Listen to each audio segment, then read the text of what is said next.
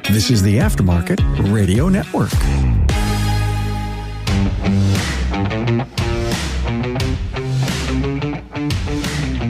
Welcome to another episode of Business by the Numbers. I'm your host, Hunt Emerist, CPA with Parr Mellison Associates.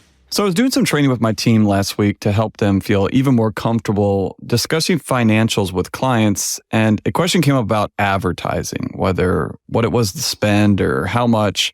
I can't really remember, but one thing that I did mention, kind of rattling off some things, is talking about customer acquisition cost. And I got some blank stares like, what? That's exactly what we're going to talk about this week. Before we get into that, I want to have a quick word from our partners who make Business by the Numbers possible. Hey, did you know that NAPA TRACS has on-site training plus 6 days a week support? It all starts when a local representative meets with you to learn about your business and how you run it. After all, it's your shop, so it's your choice. Let us prove to you that TRACS is the single best shop management system in the business. Visit them online at napatracs.com. That's napatracs.com. Are you tired of writing ads that don't generate one good candidate? Introducing Promotive, a full-service staffing solution for your automotive repair shop. Go beyond the job boards and let them find your next rock star. They are ready to do your heavy lifting at gopromotive.com. So you go out and you spend $15,000 on a brand new LED sign in front of your shop. You know the one, you might have one at your shop or probably seen someone else that had one, maybe in your neck of the woods or maybe on Facebook or wherever it is. And lo and behold, that new sign gets you a new customer in the door that very same day. How much did you just spend to get that new customer in the door? Some of you might say free because they saw the sign, right? You've already paid for the sign, so it didn't cost you anything. Some will say $15,000 because you just spent that on a sign. Now I got a customer, that's $15,000. Short answer is both of you are right or might be right. But how do we actually figure that out is what customer acquisition cost is. How much is it costing you to acquire that specific customer? On the surface, it is very simple. And I want to kind of unpack this one, go into some examples, and then see how we actually use this stuff. But customer acquisition cost is actually a very simple formula. The amount of money spent divided by how many customers that actually got us. Let's kind of use this in two different situations. We know how much money we spent. We spent $15,000. We're going to do this calculation two ways, but that number is going to stay exactly the same. So let's say that you go out and you spend $15,000, you get this fancy schmancy LED sign, and that fancy sign gets you exactly one customer. So we have $15,000 that we spent on that sign, and we divide that by 1. What does that get us? It gives us $15,000. If that sign only gets you one customer, then your customer acquisition cost for that sign is $15,000. Now, you might not know what your customer acquisition cost is, but I would guarantee you, or I hope, that your customer acquisition cost is lower than $15,000, extremely high. Now, in some industries, that might be right. Let's say that you're selling something that's $1 million, $3 million. Let's say that you're selling luxury yachts, and maybe those yachts go for $30 million. You'd happily spend $15,000 to get one good paying customer in the door.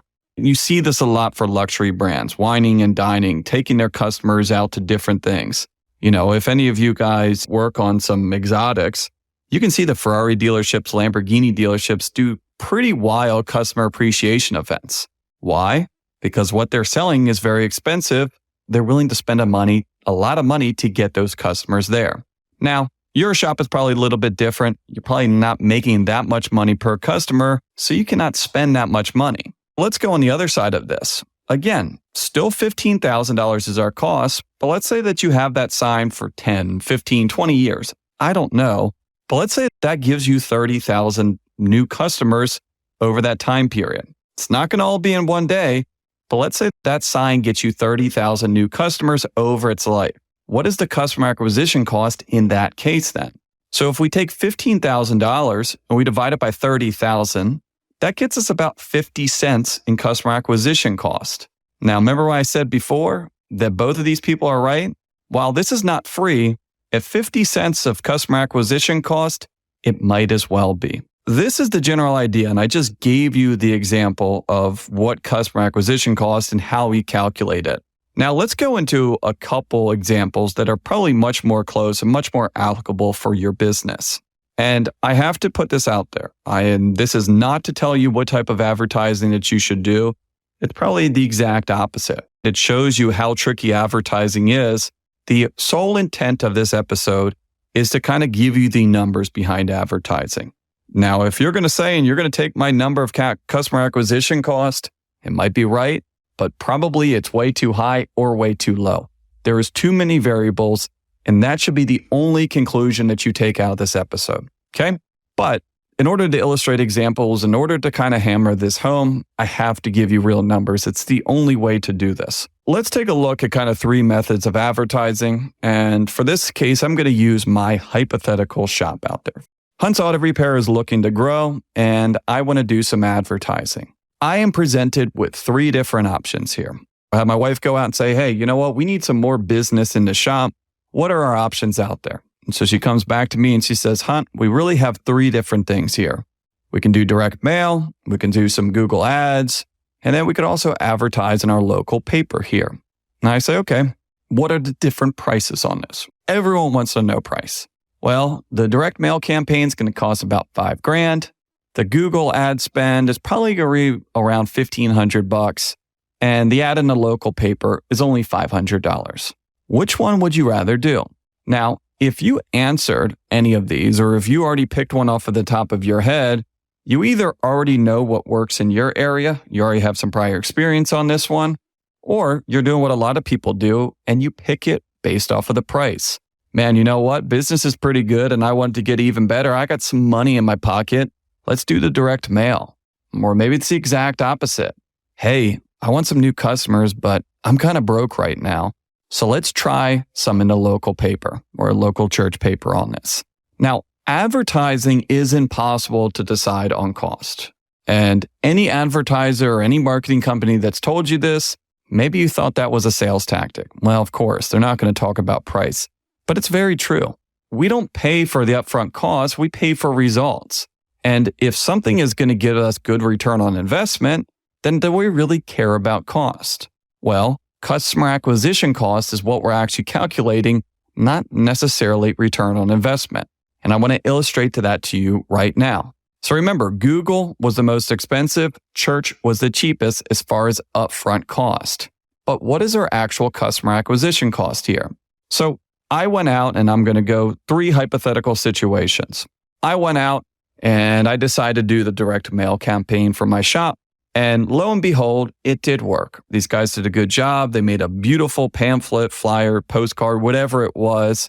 Either way, I got 100 people in the door. Okay. So if I spend $5,000, I need to divide that by the number of customers that $5,000 got me to get my customer acquisition cost. $5,000 divided by 100, simple math, cost me $50 for every single one of those customers that came in there. Okay.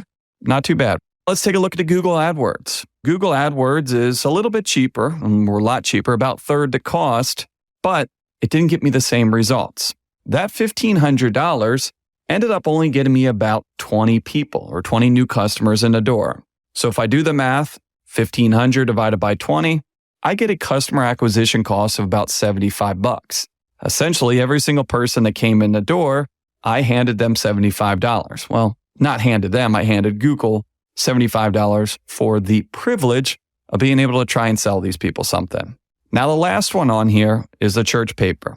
Remember, it was the cheapest out there.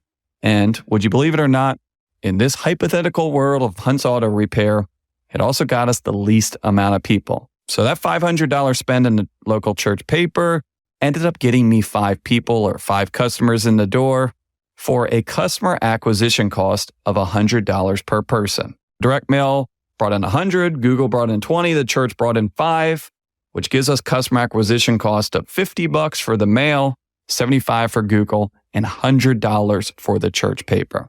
If that's all you wanted to know, then that's the end of the episode. But for the rest of you, this is just the beginning. We aren't done yet. I like to show you guys the numbers, but if I stop there, you're left with the question, okay, Hunt, that's great, I can calculate this, but what do I do with this information? Or what do I do with these numbers? And how can you apply it to your actual business? NAPA TRACS has made selecting the right shop management system easy by offering the industry's best, most comprehensive SMS. It all starts when a local representative meets with you to learn about your business and how you need to run it. After all, it's your shop, so it's your choice, and having a local representation is a huge plus. Customizing tracks to your business, whether you're a one-person shop or a large multi-bay or multi-location company, our representative consults with you to help optimize your shop's workflow, efficiency, and profitability. And unlike the other guys, we'll be there for you after installation with the best training and support in the business, with a learning management system tailored to each role in your company. Simply put, TRACS was designed and built for shop owners just like you. Visit on the web at napatracs.com. That's NAPATRACS.com. Are you tired of spending endless hours searching for the perfect talent to join your team? Promotive is your full-service automotive staffing solution. At Promotive, we believe in being more than just a recruiting agency. We become an extension of your team, working tirelessly to ensure we place the right talent with the right shops. With our always be recruiting mindset, we're constantly seeking out the best professionals in the industry. We manage 90 to 95% of the recruiting process, taking the burden off your shoulders. When you partner with Promotive, you gain a dedicated recruiter and account manager who will work closely with you, understanding your unique requirements and seeking out candidates who fit seamlessly into your shop's culture. We'll ensure that every candidate we present is thoroughly vetted and aligned with your needs. With Promotive, you'll have a peace of mind knowing that we're handling the recruitment process with expertise and precision. We don't just match resumes, we match character, culture, and long-term success. Visit our website at gopromotive.com today and experience the power of Promotive's expertise and dedication. Together, we'll build a stronger and more successful team. What we're going to talk about here is comparing this and being careful that we actually have that bottom number correct.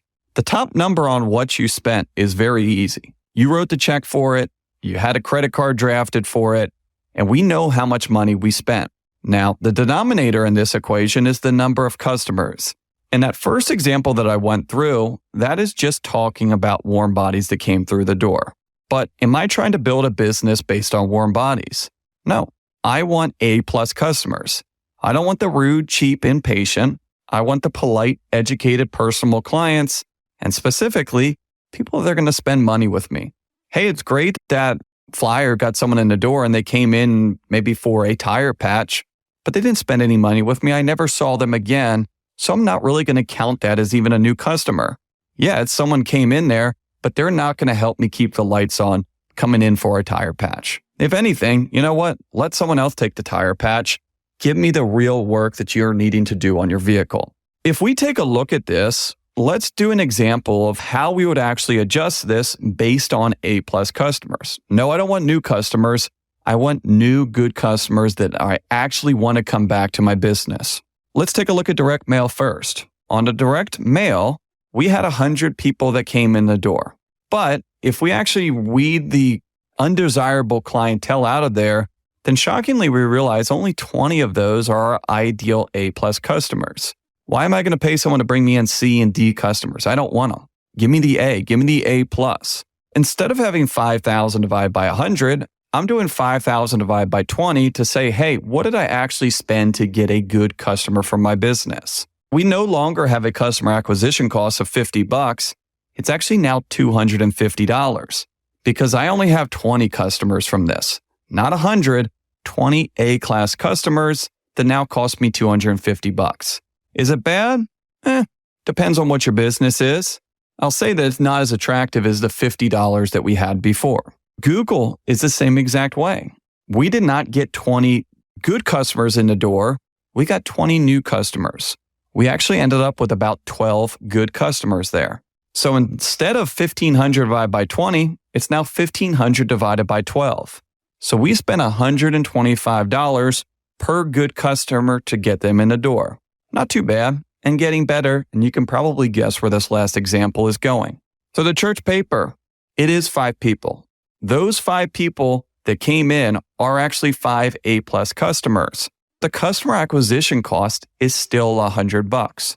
The reason that I illustrated this one is because, again, if you judge this on the surface of just upfront cost, you're not going to get any sort of information from there. And if you just take the customer acquisition cost of just total cost divided by total customers, you might get some very misleading information. Because while direct mail looked like it was the cheapest from a total customer standpoint, if my business is solely focused around quality versus quantity, then it's actually the most expensive option here because I know 80 out of those 100 people are not going to come back or I'm not going to want them to come back. So it costs me $250 per A-plus customer to get them in the door through a postcard. On the other hand of things, the local church paper that was the cheapest up front is actually the cheapest of acquiring my A-plus customers. Every single one of those people that came in from that local church paper was an A-plus customer, and so it is the cheapest in every way, shape, and form. Now, it's only 5 people, but those 5 people only cost us $100. Keep in mind here that you're going to have to burn through some new customers to get to the gold here. Because is there any way an advertising company or a marketing agency is going to be able to figure out who that A-plus customer is? They have all the data on us. These people pay for information. They really know who that they are selling this stuff to or who are they sending these postcards to, but it is still a dark art. It is still a guess, and you still just have to see, hey, this person checks all the boxes, they have the right type of vehicle, they live in the right neighborhood. So you have an assumption of what this person is like. Now, if they come in, they're an absolute psychopath and they're screaming at your team on it, then you just got the harsh reality of, hey, do not judge a book by its cover. And you know what? Numbers do lie sometimes because this looked like an A-plus customer on paper, but wow, they were not an A-plus customer in person. You're going to have to burn through this to figure this out. There is only one way to find out. They have to come in, unfortunately. But the big thing here is your advertising paying for people with a heartbeat, or is it paying for true customers? And sometimes those are two completely different things. Now, one last thing here that we need to understand is time. Time is money, and one of my favorite sayings is good, fast, and cheap. You can pick two. If you need customers fast, it's probably going to cost you, but also going to make you some money if there's really need for that extra capacity. And if you don't need customers that fast, then you can probably lower your spend or maybe even completely eliminate the cost. Remember, referrals are free and so is word of mouth. Now, one of the big variables here is actual new customers, or even further of those new customers, how many of them are A-plus customers? So if you're not doing a source report for your business or asking people how they heard about you, or even furthermore, grading these customers on a scale or some sort of way, then you do not have enough information to do this for your business. And I cannot stress this enough. I talk to so many shop owners, and something gets brought up about advertising. And I don't get into advertising. Leave that to the professionals. Now, there's some stuff where I can say, hey, I've had other people that's worked for them, but it might not work for you. Or, hey, these are the people I've heard had pretty good luck with this. Be free to talk to them and see how it went for them. But I have so many customers that say, oh, you know what? Direct mail's dead. It doesn't work. It doesn't bring anyone in here. And I say, oh, how many people did it bring in last time you did it? No, we don't measure that stuff. Okay. So why are you saying that it's not working? If you're not asking people, are you a psychic? Do you just know that they used your mailer or they didn't use your mailer? If you are not asking people how they heard about you, what made them come in the door, then you really don't know. And also in a lot of cases, that source report gets a little bit tricky. And my actual business, not my fake repair shop, my accounting firm, is no different. And a lot of time, it's hard to tell exactly what made them come in. If I talk to a prospective new client, hey, how did you hear about us? It's the first thing I always ask them. Well, I watched some of your videos, I listened to your podcast, and I get your weekly emails as well too. I've been reading for a couple months and learned a lot. How do I write that down? How did they hear about us? And I say a little bit of everything, which is not necessarily a bad thing, but at what cost? Now, for my business, our customer acquisition cost, if I value my time at zero, which we've learned is not the best thing to do, is extremely cheap. The podcast is free to do. It's just me talking. The videos are just me talking again, usually posted onto free platforms. Maybe a little bit of money here for cameras and such like that, but pretty small. Now, I'm using kind of organic content to do this. This is no different for your business, right? And a lot of people did this during COVID. Hey, making Facebook Live videos, posting some stuff on social media just to let people know you're still open, that's free. But if you're not asking people, hey, how did you hear about us? You might have free videos, but they might be doing you a whole lot of nothing. And maybe you've never done much advertising in the past. How are you going to make this decision before you start advertising? And the short answer is you can't. This is where working with a qualified marketing or advertising company comes in, because they should have some intel on what works and what doesn't in your area.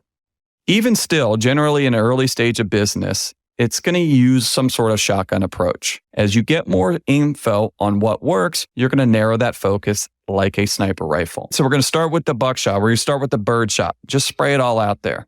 Maybe we'll do all three of those. We're going to do direct mail, Google, and the church, because I know now on how much that's actually going to give me and how much it's going to cost. But the only way to figure out those numbers is to actually do it. We went down through and we did all that stuff. And if this is my business and maybe I don't need to ramp up that fast, then I'm going to say, hey, you know what? The church is what we're going to do, and we're going to keep on doing that. Not only is that giving back to our community, it's bringing in A+ customers. Not a ton, but it's bringing in enough for what I need here, and it's very cheap. Now, on the other side of things, maybe I say, you know what? Well, I need people fast. I need as many of them as possibly can. Probably going to be looking at the direct mail or maybe even a Google AdWords, because while Google is getting me a little bit less on the surface, maybe those 12 came in after 1 week versus the 20 good ones from direct mail took me 90 days to do. But once I have this information, once I can start analyzing it, then I would only be prudent to start narrowing my scope, narrowing my spend to say, hey, I don't need to spend $8,000 out there on every single thing. Maybe I just need to spend $1,500 really targeted at this specific area on Google, and it's going to pay dividends. Maybe Yelp is the place to be. Maybe it's a waste of money and direct mail is the only thing that works. Everyone's goals are a little bit different. Everyone's dream customers are a little bit different. Why would it make sense if everyone's advertising was exactly the same? I hope this was helpful for you. I hope you learned something to be able to apply to your business. And you know what? This has been a question that's coming up more and more recently in current times because we aren't seeing every single shop book 3 weeks out like we were maybe a year and a half ago. We're kind of going back to normal times where people are looking for customers, or maybe you're just looking to grow. But please share this with fellow shop owners or fellow business owners. You know, a lot of these tactics apply to my business, your business, and pretty much any small business out there. And if you have questions, comments, or ideas for future episodes, please shoot me an email at podcast@parmelis.com. So thanks again for listening on the Aftermarket Radio Network. You can find all shows on the aftermarketradionetwork.com and on your favorite podcast listening apps. Thanks again for joining me on Business by the Numbers. Stay safe out there, and I will talk to you all next week. You've been listening to Business by the Numbers with Hunt Demarest on the Aftermarket Radio Network. Follow Hunt on your favorite podcast listening app. Let him know what you'd like him to cover. His email is in the show notes. Hunt is all for advancing the aftermarket.